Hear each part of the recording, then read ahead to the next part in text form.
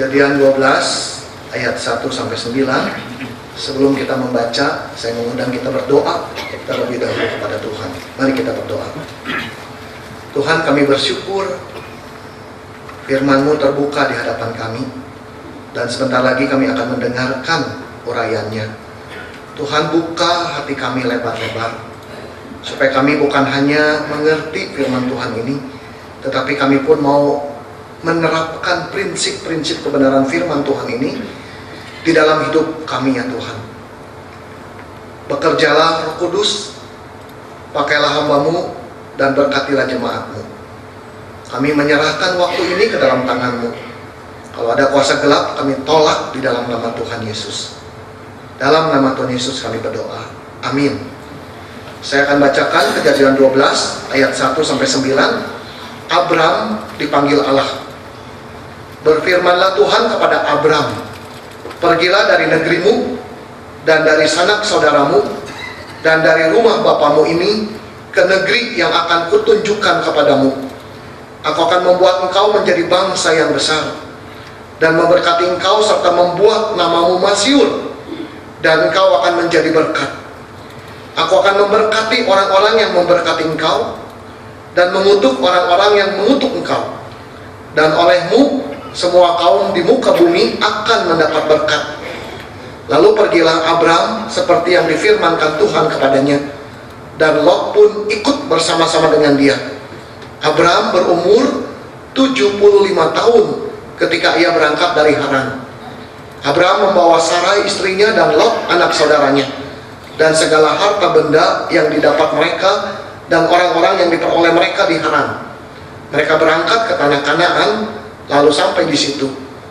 Abraham berjalan melalui negeri itu sampai ke suatu tempat dekat Sikem, yakni pohon tarbantin di More. Waktu itu orang Kanaan diam di negeri itu.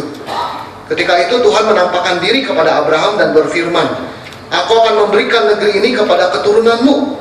Maka didirikannya di situ mezbah bagi Tuhan yang telah menampakkan diri kepadanya. Kemudian ia pindah dari situ ke pegunungan di sebelah timur Betel. Ia memasang kemahnya dengan Betel di sebelah barat dan Ai di sebelah timur. Lalu ia mendirikan di situ mezbah bagi Tuhan dan memanggil nama Tuhan. Sesudah itu Abram berangkat, dan makin jauh ia berjalan ke tanah Negeb. Bapak Ibu, ada banyak pelajaran berharga yang bisa yang kita petik di dalam perikop yang baru kita baca. Salah satunya adalah betapa pentingnya atau betapa bernilainya satu orang itu di hadapan Tuhan. Ini salah satu pelajaran berharga. Betapa pentingnya, betapa bernilainya satu orang itu di hadapan Tuhan. Bapak Ibu, hanya lewat satu orang Tuhan bisa lakukan perkara yang besar. Amin. Seperti yang dia lakukan lewat Abraham, di mana lewat seorang Abraham Tuhan bisa pakai untuk menggenapi rencana dan kehendaknya di dunia ini. Bapak Ibu, Abraham dipakai Allah untuk melahirkan sebuah keluarga, dan lewat keluarga itu Allah melahirkan sebuah bangsa, dan kemudian lewat bangsa itu Tuhan Yesus dilahirkan. Ya, Bapak Ibu, kita bisa menangkap benang merahnya ya. Dimulai dari Abraham seorang diri, lahirlah keluarganya.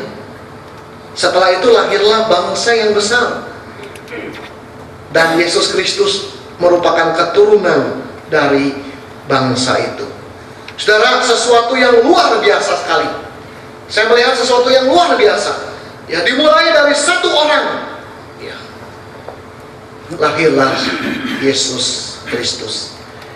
Nah, Bapak Ibu, siapakah Abraham yang begitu luar biasa sekalipun cuma satu orang?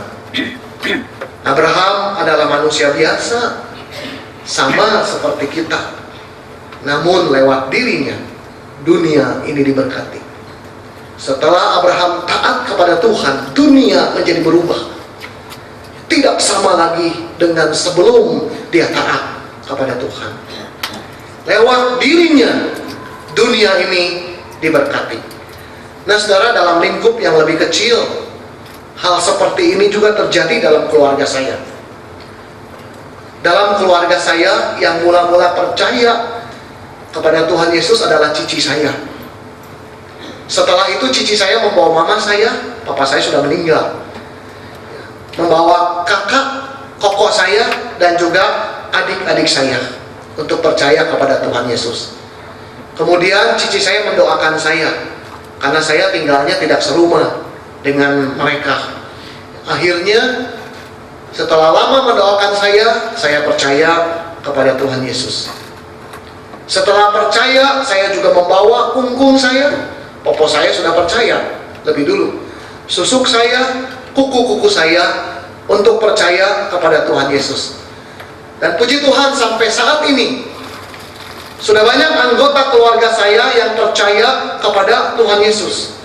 Semua itu dimulai dari satu orang, yaitu cici saya. Satu orang dipakai Tuhan sehingga rencana dan kehendak Tuhan digenapi. Bapak Ibu, jangan pernah meremehkan satu orang. Kalau Tuhan mau pakai, Tuhan tidak usah banyak orang, satu orang saja cukup. Jangan pernah meremehkan satu orang. Jangan pernah meremehkan diri kita sendiri.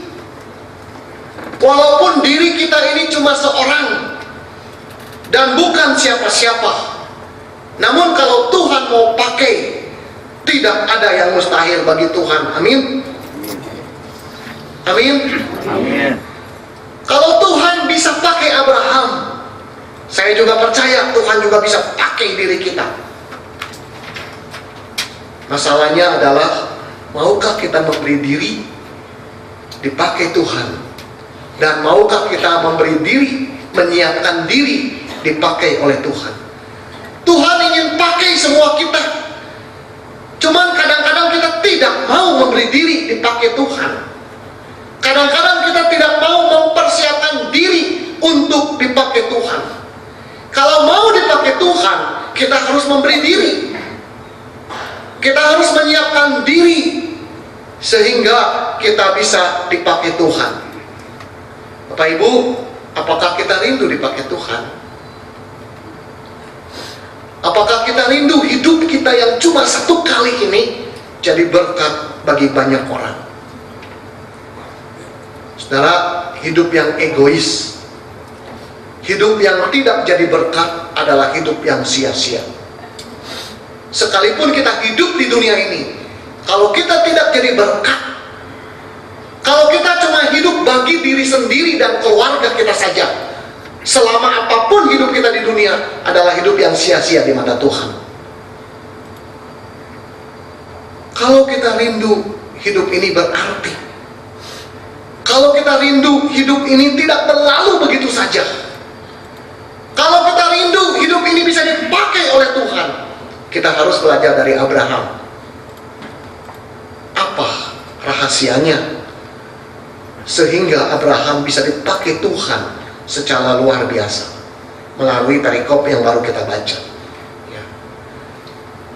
Yang pertama, saudara-saudara, Abraham adalah seorang yang taat kepada perintah firman Tuhan. Itu saudara, sederhana tetapi mendalam. Abraham adalah seorang yang taat kepada perintah firman Tuhan. Ayat 1, coba saudara lihat ayat 1. Berfirmanlah Tuhan kepada Abraham, ya pada waktu itu masih namanya Abraham ya, pergilah dari negerimu, dari sanak saudaramu, dari rumah bapamu ke negeri yang akan kutunjukkan kepadamu. Ketika mendengar perintah firman Tuhan ini, pergi, bagaimanakah sikap Abraham?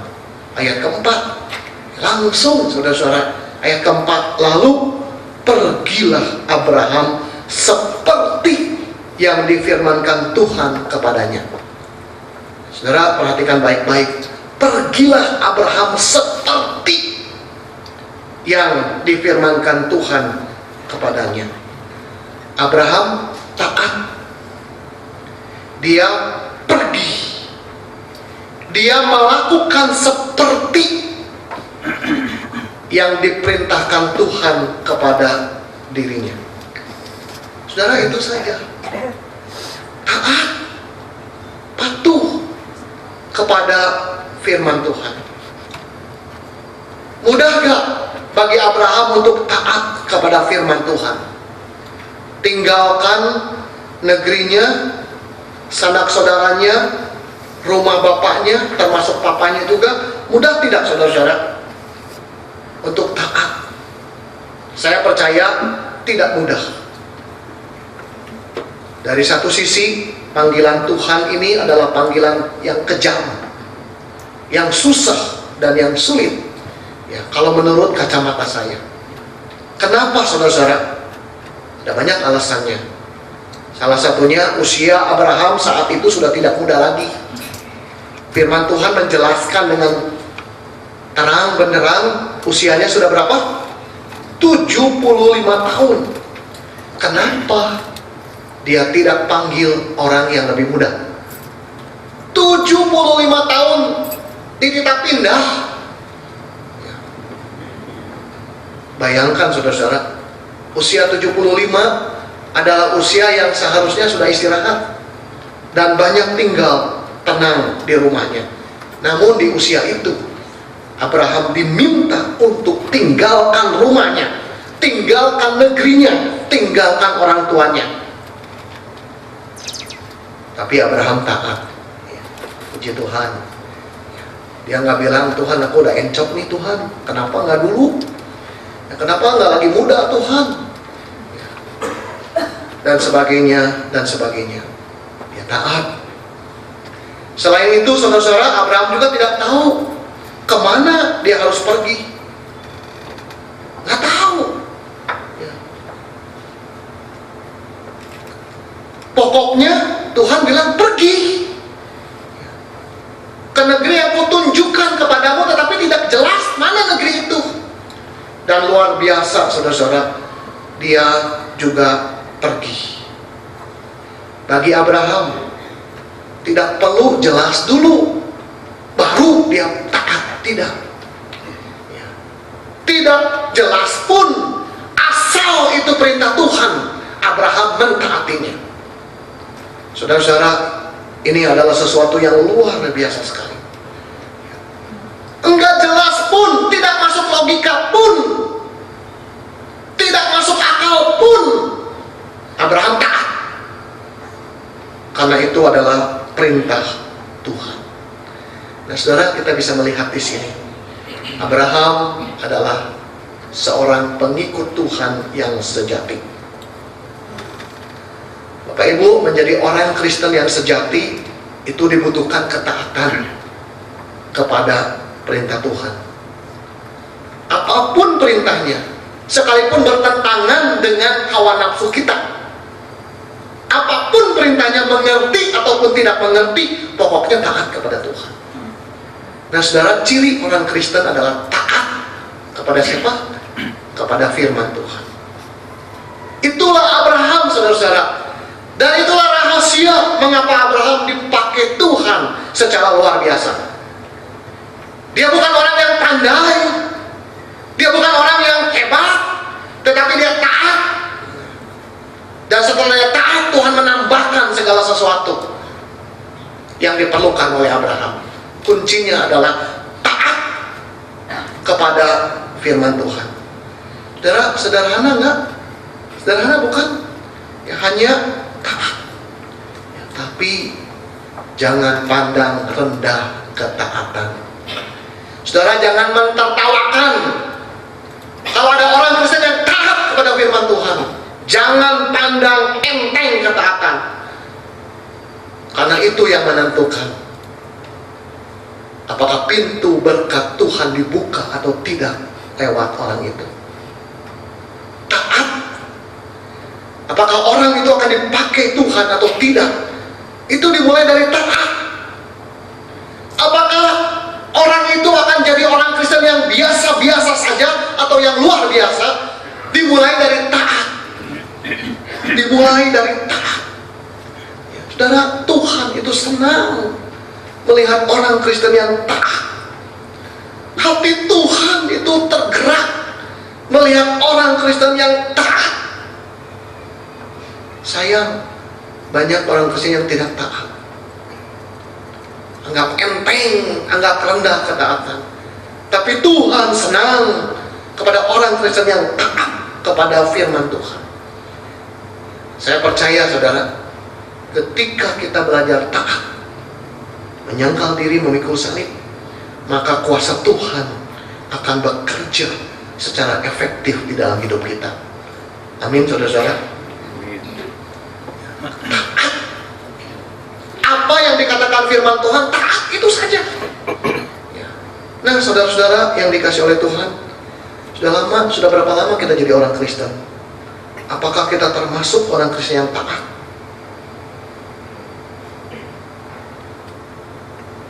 Kita pelaku firman atau hanya pendengar saja? Menyedihkan.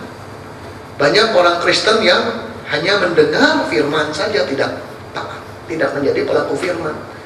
Saudara, di gereja ini minimal seminggu kita sekali atau 2 kali mendengar khotbah dari hamba-hamba Tuhan. Belum lagi setiap hari kita membaca Alkitab secara pribadi. Pertanyaannya, setelah mendengar khotbah, setelah membaca firman Tuhan, apakah kita mempraktekkan firman Tuhan itu di dalam kehidupan sehari-hari? Sekalipun tidak mudah, apakah kita taat atau kita biarkan firman Tuhan itu lewat begitu saja? Dengar, senang dengar, setelah itu lewat, nggak ditaati. Baca, bagus, tetapi setelah itu lewat, tidak ditaati. Saudara yang dikasih oleh Tuhan, mengapa banyak hidup orang Kristen yang tidak mengalami kuasa Tuhan di dalam hidupnya? Karena mereka hidup di dalam kompromi dengan dosa. Karena mereka tidak mau taat kepada firman Tuhan. Mereka mungkin senang mendengar khotbah, tapi berhenti hanya senang mendengar khotbah saja, tidak dilanjutkan dengan mempraktekkan apa yang dikhotbahkan itu. Mana mungkin, saudara, kalau kita jadi orang Kristen yang seperti itu bisa dipakai Tuhan secara luar biasa. Mana mungkin kita mengalami kuasa kebangkitan Kristus di dalam hidup kita. Mana mungkin kuasa Allah bisa mengalir di dalam hidup kita. Saudara-saudara yang dikasih oleh Tuhan, maukah kita taat kepada firman Tuhan seperti Abraham? Ada banyak firman Tuhan, saudara. Ya, saya catat di sini beberapa hal. Kepada para suami, Tuhan memberi perintah untuk mengasihi istrinya. Sudahkah suami melakukannya? Mengasihi istrinya. Ada banyak alasan. Ada banyak di mana kita tidak taat kepada firman Tuhan ini. Istri saya juga begitu, belum menjadi istri yang baik, tidak menghormati saya. Saudara, saya nggak mau tahu soal itu. Tapi firman Tuhan berkata, suami, kasihilah istrimu. Saudara, sudahkah kita taat? Istri hormati suaminya. Istri berkata, suami saya tuh nggak kayak laki-laki, maaf ya. Tetapi saudara, firman Tuhan berkata apa? Istri hormati, tunduk kepada suamimu. Sudahkah para istri taat kepada firman Tuhan?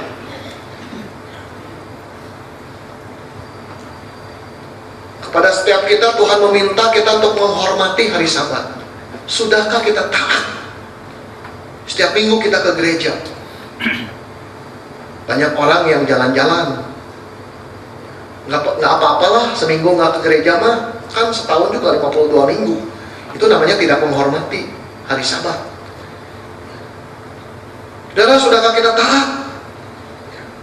Tuhan memberi perintah kepada kita hidup kudus, menjauhi segala hal yang najis, yang berbau dosa. Gambar-gambar porno, wanita-wanita yang setengah, tidak berbusana. Saudara, masih adakah itu di HP kita? Tuhan minta kita taat. Sudahkah kita taat?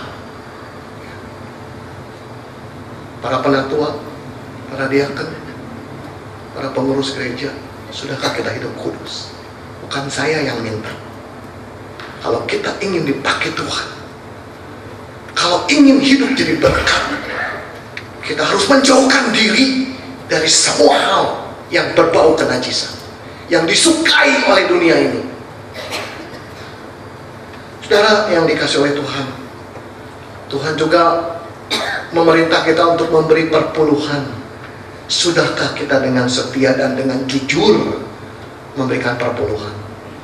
Tuhan gak butuh uang kita. Tuhan adalah Allah yang kaya, tapi di dalam kekayaannya Dia memerintahkan kita agar Dia bisa lihat, agar Dia bisa menikmati ketaatan kita. Sudahkah kita taat? Atau kita main-main? Kita ya segala macam cara. Ya kita sih memberi, tetapi cuma hanya 3% dan sebagainya dan sebagainya. Saudara, Tuhan ingin kita taat, ya, seperti Abraham juga taat. Kalau kita tidak taat, maaf, jangan mimpi kita dipakai oleh Tuhan. Karena taat adalah kunci paling minimal di mana kuasa Tuhan bekerja lewat hidup kita. Dan Abraham adalah seorang yang taat. Tuhan suruh pergi, dia segera pergi. Kemana? Teing. Ya, kalau ditanya, Bram, kamu teh mau kemana? Tanya mau. Orang bilang, betul saudara. Ya, Abraham bilang, biarin, saya taat sama Tuhan. Ya kamu jangan mentertawakan. Ya jangan main-main.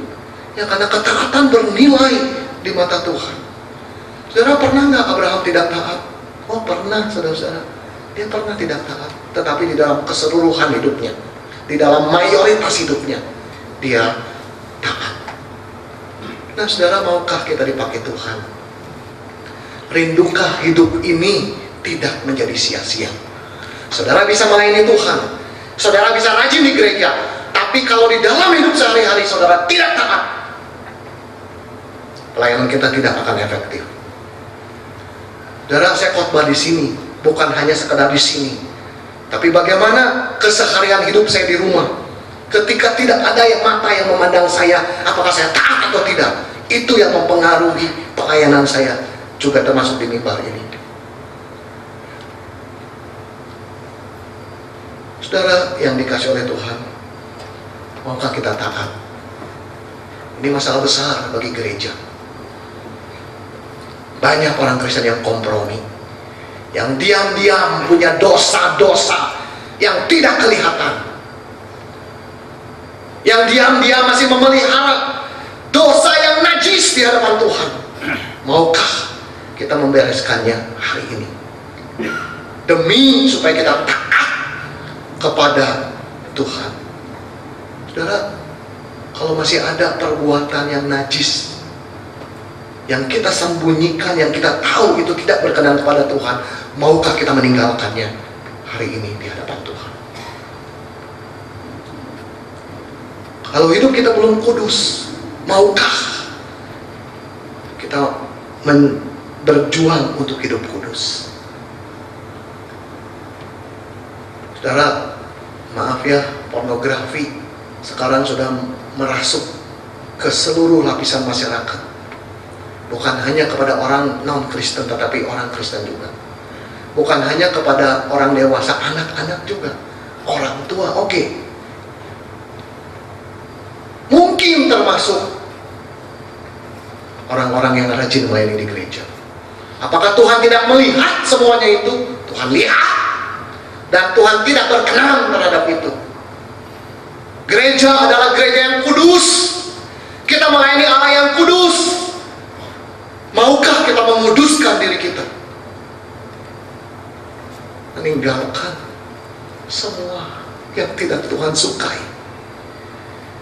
Tanpa itu, saudara-saudara, kekristenan kita adalah kekristenan yang ompong, yang gede ngomongnya, nggak ada dampaknya. Ya, saya pernah baca buku Ya seperti apa? Seperti rumah yang atapnya seng, terus ada apa? Ada sukro ya, ada kogiok di sini ya. Kruk kruk kruk kruk kruk kruk kruk. Ya kelihatannya rame, tapi cuma gitu aja. Ya. Nah kekristenan kita tuh seperti itu, rame gitu ya, tapi nggak ada dampaknya kalau kita tidak taat. Saudara, mau nggak kita hidup taat? Ketika kita tidak taat, secara tidak langsung kita menolak untuk dipakai oleh Tuhan. Sekalipun saudara aktif di gereja. Saudara, kiranya setiap kita disadarkan oleh kebenaran penting ini. Yang kedua, saudara-saudara, demi taatnya kepada Tuhan, Abraham berani membayar harganya. Nah ini saudara luar biasa. Abraham berani berkorban demi ketaatannya kepada Abraham. Saudara, taat itu ada resiko. Apa resikonya? Ya, bagi Abraham apa resikonya? Abraham harus korbankan hidupnya yang nyaman, yang sudah nyaman. Karena dia disuruh pergi. Ya, dia tinggal di Ur Kasdim. Ya, selama 70 tahun lebih dia tinggal di Ur Kasdim, dan selama beberapa tahun saja dia tinggal di Haran. Setelah itu Tuhan suruh dia pergi. Nah saudara, di Ur Kasdim Abraham sudah hidup nyaman. Ur Kasdim adalah kota yang sangat subur, sangat besar, dan sangat kaya. Dalam sebuah penggalian purbakala di abad ke-20 pernah ditemukan di penggalian itu, ditemukan rumah di Ur Kasdim, kamarnya berapa? 165 buah kamarnya. Coba bayangkan. Yang nggak ada kita punya rumah yang kamarnya sebesar itu. Nggak tahu itu hotel atau apa. Ya tetapi ditemukan di dalam penggalian kuno. Nah saudara, berarti Ur Kasdim bukan desa, bukan lewengnya gitunya, tetapi kota yang besar. Kota yang besar dan mewah sekali. Dan Abraham tinggal di sana.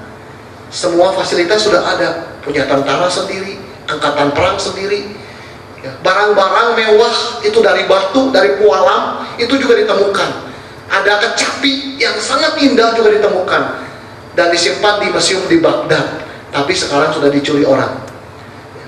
Nah saudara, Abraham itu sudah nyaman, ya, sudah enak tinggal di Ur Kasdim, tetapi Abraham disuruh meninggalkan kota itu.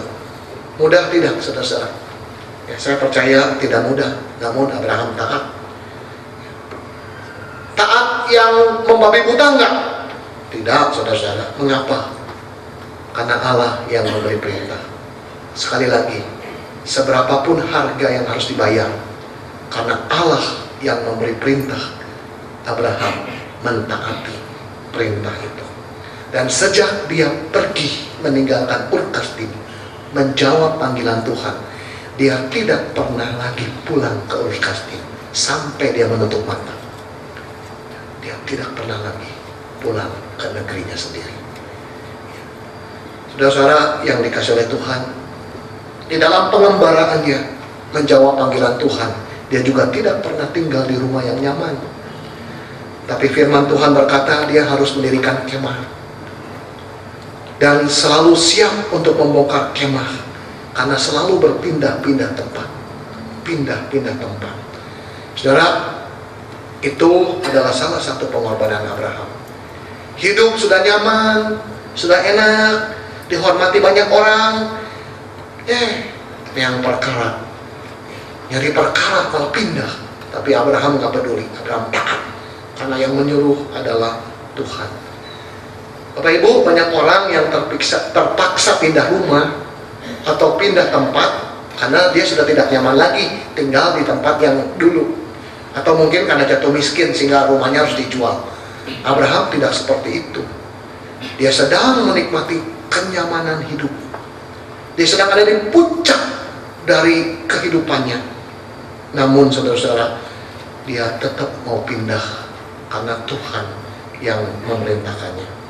Saya percaya ketika Abraham pindah, taat kepada firman Tuhan, di titik itulah hidupnya sungguh yang sesungguhnya baru dimulai di hadapan Tuhan. Ketika dia taat, ketika dia meninggalkan Ur Kasdim, meninggalkan kenyamanan hidupnya, di titik itulah dia mulai menikmati hidup yang sesungguhnya di mata Tuhan. Saudara, saya juga percaya hidup kita baru benar-benar berarti saat kita taat kepada firman Tuhan, saat kita berespon kepada kebenaran firman Tuhan. Amin. Bukan waktu kita punya penghasilan banyak, bukan pada waktu rumah kita sudah jadi, bukan pada waktu dagang kita naik sampai ke puncak, bukan. Tapi saat kita taat, saat kita menjadikan dia sebagai Tuhan kita, di titik itulah kita bisa menikmati hidup yang sesungguhnya, yang bernilai di mata Tuhan. Saudara, selain korbankan kenyamanan hidupnya, Abraham juga harus kehilangan cuan, keuntungan yang selama ini dia peroleh. Saudara, Alkitab mencatat Abraham adalah orang yang kaya. Dari mana kekayaan Abraham? Saya percaya tidak turun dari langit, tetapi dari perjuangan pekerjaan, cocok tanam, memelihara ternak, dan berjualan barang. Selama tinggal di Ur Kasdim, Abraham dengan setia melakukan itu. Dan di sana dia mendapat banyak keuntungan. Uang begitu mudah mengalir ke kantongnya, sehingga tidak heran dia bisa kaya. Namun saat dia harus tinggalkan Ur Kasdim, dia harus rela kehilangan penghasilannya. Cuan yang selama ini didapat tidak ada lagi. Abraham harus mengembara dari satu tempat ke tempat yang baru, harus mulai adaptasi, harus mulai menyesuaikan diri dengan tempat yang baru demi panggilan Tuhan. Dan Abraham rela lakukan itu. Istilahnya kalau di dalam cungguan itu Abraham tuh rela buat cuan demi menjawab panggilan Tuhan. Abraham tuh rela rugi, tidak hitung-hitungan dengan Tuhan, demi menjawab panggilan Tuhan, demi taat kepada Tuhan. Saudara, hati yang mulia ada di dalam diri Abraham. Dan kalau kita lihat di dalam pasal ke-22, Abraham pun tidak segan korbankan anaknya kepada Tuhan. Ketika Tuhan meminta korbankan anaknya, Abraham korbankan. Abraham korbankan bukan tidak sayang kepada anaknya, dia anak tunggal, didapat ketika dia tua. Tapi karena Tuhan yang meminta, Abraham berkata melakukan persis seperti yang Tuhan minta. Nah saudara, kita melihat luar biasa, teladan iman yang luar biasa. Dan bukan itu saja, setelah korbankan semuanya, seharusnya Abraham mendapat upah dari pengorbanannya, dari ketaatannya kepada Tuhan. Namun apa yang dia terima? Baru saja dia taat, dia sudah dihadang oleh kelaparan. Ayat ke-10, Kejadian 10 ayat sampai ke-20. Di sana ada kelaparan yang hebat terjadi. Iman Abraham diuji, tetapi puji Tuhan dia tetap taat. Dia tetap maju. Mungkin kalau di Ur Kasdim dia tidak akan mengalami kelaparan, karena Ur Kasdim adalah kota yang kaya. Tetapi ketika dia jalan mengikuti perintah Tuhan, dia mengalami kelaparan. Saat itu seharusnya Abraham bisa kecewa kepada Tuhan. Di saat itu Abraham mungkin seharusnya pulang kampung, tetapi saudara-saudara, Abraham tidak lakukan itu. Abraham tetap taat. Abraham bisa taat di saat tidak ada alasan untuk taat. Nah saudara, saya pikir ini pengorbanan yang bukan main-main, pengorbanan yang tidak sedikit yang dilakukan oleh Abraham. Pertanyaannya saudara, mengapa Abraham bisa tetap taat? Kenapa Abraham bisa taat? Karena dia percaya dengan sepenuh hati kepada Tuhan. Karena dia mengenal Tuhan dengan benar. Karena dia percaya kepada Tuhan, siapa Tuhannya, maka dia bisa taat 100% sepenuh hati kepada Tuhan. Nah saudara, kemarin saya nonton sulap di TV 2 hari lalu. Di sulap itu diceritakan si pesulap itu pegang 2 gelas yang tidak transparan. Ya, 2 gelas diisi Coca-Cola. Ya, dipegang oleh pesulap itu dan dia memanggil seorang gadis kecil untuk pegang 1 gelas itu. Dan kemudian si pesulap minta gelasnya simpan di atas. Ya, di sini di atas ini ya. Si pesulap pegang 1 dan si anak kecil ini pegang 1 di atas. Setelah itu si pesulap itu abrakadabra dan sebagainya, dia bilang air Coca-Cola itu hilang.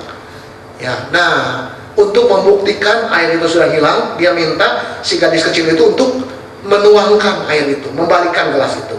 Saudara, apa yang terjadi ketika si gadis itu diminta untuk membalikan gelas di atas kepalanya? Si gadis itu menggelengkan kepalanya. Dia nggak mau. Kenapa? Dia nggak percaya. Dia takut kalau masih ada, banjir ya. Nah, saudara yang dikasih oleh Tuhan, ya bukankah kita juga sering begitu sama Tuhan? Kenapa kita tidak taat? Kenapa kita tidak ikut perintah Tuhan? Karena kita tidak percaya sama Tuhan. Kalau sama pesulap tidak percaya, wajar, nggak usah dipercaya. Tapi kalau sama Tuhan tidak percaya, keterlaluan. Nah, saudara yang dikasih oleh Tuhan, waktu saya pertama diminta pelayanan di Garut, ya banyak orang yang berkata, ulah ke Garut, kunaon, sekolah nu alus. Wah, ya ini cukup banyak ya perkataan seperti ini. Nanti nggak ada SMA, ya. Nanti gimana anak-anak kamu, pendidikan kamu? Saudara, saya berkata pada Tuhan, saya pergi Tuhan ke Garut. Ya, kenapa? Karena saya percaya ketika Tuhan memberi perintah ke Garut, Tuhan juga memberi janji kepada kita. Amin. Tuhan tidak hanya meminta kita taat, Tuhan tidak hanya memberi kita perintah, tapi Tuhan juga memberi janji ditarik semuanya itu. Itu juga yang dilakukan Tuhan kepada Abraham. Ya, saudara, saya pergi ke sini, ya, puji Tuhan semuanya beres. Seandainya ya anak saya sekolahnya kacau, kumaha? Ya resiko. Ya, kalau mau ke Garut ya resiko. Ya nanti kalau SMA kumaha anak? Nggak tahu saya juga ya, masih berapa tahun. Mungkin saya udah dipindahin atau apa. Tapi saudara, ikut Tuhan ada resiko. Jangan ingin yang untungnya saja, yang manisnya saja. Resikonya dipicun gitu. Enggak, Abraham ada resiko. Pengorbanannya besar. Tapi dia mau bayar harga. Dan namanya kekal sampai sekarang. Allah menghargai ketaatan yang pernah dilakukan oleh Abraham. Allah tidak malu memakai nama Abraham sebagai embel-embel nama Allah. Allah Abraham, Allah Ishak, Allah Yakub. Abraham, anaknya, cucunya dipakai oleh Allah sebagai nama dia. Adalah penghargaan yang luar biasa diberikan Tuhan kepada orang yang taat. Saudara mau gak taat? Mari kita tundukkan kepala, kita berdoa.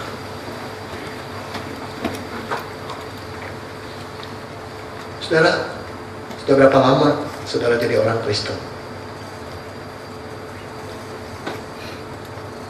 Jadi orang Kristen itu artinya mengikut Tuhan. Apa yang Tuhan ingin kita ikuti.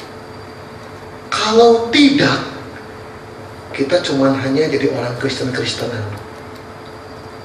Dan ketika kita jadi orang Kristen-Kristenan, hidup kita hanya biasa-biasa saja. Tidak ada kuasa Tuhan bekerja di dalam hidup kita.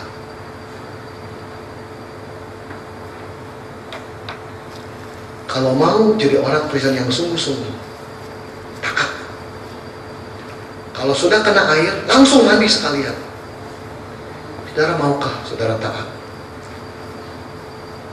Memang jadi orang Kristen itu anugerah. Tetapi di dalam anugerah ada kewajiban kita taat. Saudara, Tuhan tidak minta kurang dari ini. Taat. Maukah saudara taat? Kalau selama ini saudara tidak taat, ngaku dosa. Bereskan saat ini. Jangan main-main sama Tuhan yang kudus. Tuhan tahu, Tuhan lihat hidup kita. Sepak terjang kita Tuhan tahu. Sekalipun tidak ada orang yang tahu. Tuhan minta kita menjadikan dia sebagai Tuhan satu-satunya, yang kita junjung, yang kita hormati, yang kita taati. Tidak ada yang lain di dalam hidup kita. Saudara, itulah yang Tuhan mau. Maukah saudara memberikannya kepada dia? Hidup cuma sekali, jangan sia-siakan hidup ini. Banyak orang hidupnya tidak ada artinya, sekalipun panjang umur. Artinya di hadapan Tuhan. Jangan sampai seperti itu. Bapa yang di surga, firman-Mu sudah disampaikan. Hamba-Mu tidak mampu lagi berkata apa-apa, tapi hamba bersyukur karena itu adalah kehendak-Mu. Oleh karena itu dorong kami untuk menjadi pelaku firman. Dalam nama Tuhan Yesus kami berdoa. Amin.